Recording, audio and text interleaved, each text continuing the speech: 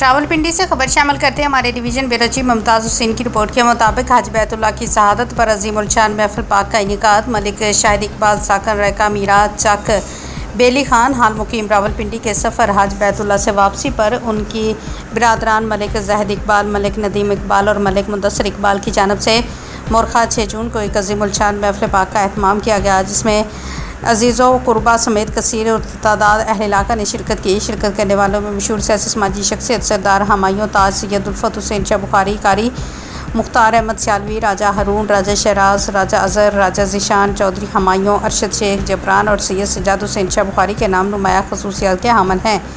شرکائے محفل نے ملک شاہد اقبال کی خدمت میں انتہائی خلوص کے ساتھ ہدیہ تبرک پیش کیا۔ محفل پاک کا باقاعدہ آغاز تلاوت قرآن مجید سے ہوا، جس کی شہادت قاری محمد صدیق سیالوی نے حاصل فرمائی۔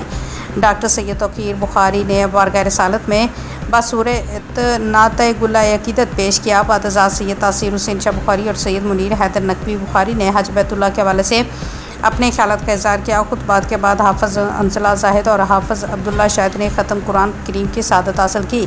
اس کے بعد سید تنویر حسین شاہ بخاری نے اللہ رب العزت کے حضور اہل خانہ کی خیریت پر و خیر و برکت اور ان کے مرحومین کے لیے اجتماعی دعا فرمائی۔ آخر میں جملہ مہمان گرامی کی تواضع کے لیے کھانا پیش کیا گیا اور اسی کے ساتھ یہ خوبصورت محفل اپنے اختتام کو پہنچ گئی۔